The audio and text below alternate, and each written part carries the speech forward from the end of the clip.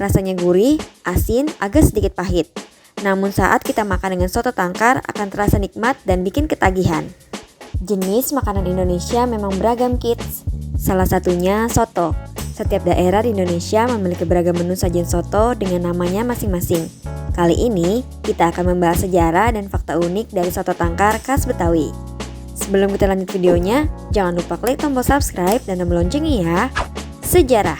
Saat masa penjajahan Belanda, saat itu masyarakat Indonesia hanya mampu membeli bagian tangkar yang punya sedikit daging dan lebih murah daripada daging sapi. Ada juga versi lain yang mengatakan bahwa para menir atau tuan Belanda yang mengadakan pesta akan memasak makanan mewah yang dibuat dari daging sapi. Sementara bagian tangkar atau iga, kepala dan isian bagian sapi akan diberikan kepada para pekerja Indonesia. Bagian-bagian ini kemudian dimanfaatkan menjadi banyak sajian lezat dengan bumbu tradisional, salah satunya soto tangkar. Enggak hanya itu, soto tangkar merupakan makanan kuliner Betawi yang mengalami percampuran kebudayaan Tionghoa, India, dan Arab. Memiliki rasa ringan dan segar. Soto tangkar memiliki warna kuah kuning kemerahan yang pekat. Namun rasa dari soto ini lebih ringan dan segar daripada soto Betawi karena penggunaan asam jawa dalam pembuatannya. Tersaji bersama emping.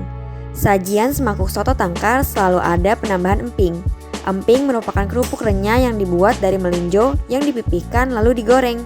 Rasanya gurih, asin, agak sedikit pahit. Namun saat kita makan dengan soto tangkar akan terasa nikmat dan bikin ketagihan. Enggak hanya terbuat dari daging iga. Soto tangkar terkenal dengan daging iga sapi. Tapi kini banyak soto tangkar yang tersaji dengan isian seperti daging serta variasi kuah lainnya. Sulit kita temukan. Saat ini soto tangkar cukup sulit ditemukan.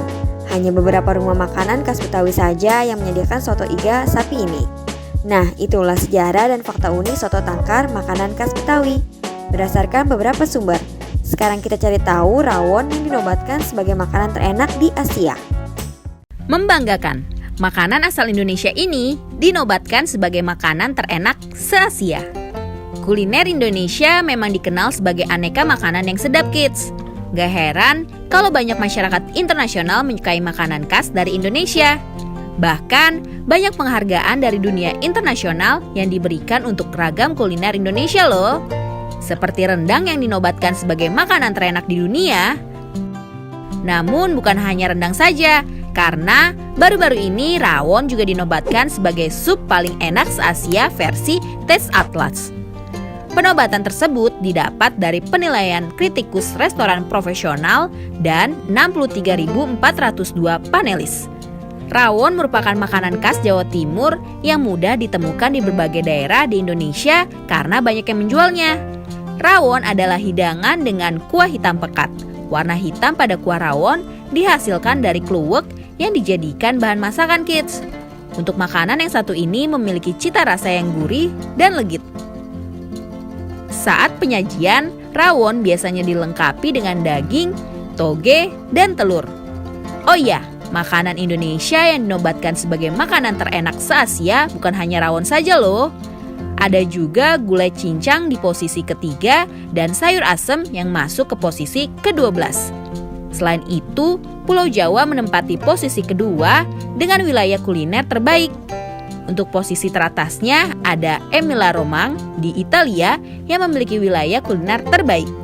Rawon dalam ajang ini berhasil mengalahkan bulalo, sup daging dari Filipina yang menempati posisi kedua. Serta rawon berhasil mengalahkan makanan khas Malaysia yakni Penang Laksa dan Asam Laksa di posisi keempat dan kelima. Taste Atlas adalah situs kuliner yang mengulas makanan terenak di seluruh dunia. Tim dari Taste Atlas mengumpulkan 20.000 makanan hingga minuman untuk dinilai. Selain itu, ada 15.000 restoran yang juga ikut dinilai oleh juri atau panelis loh. Wah, bangga ya, kids! Sampai di sini dulu ya videonya. Jangan lupa like, komen, subscribe, dan share ke teman-teman lainnya ya, kids. Bye-bye!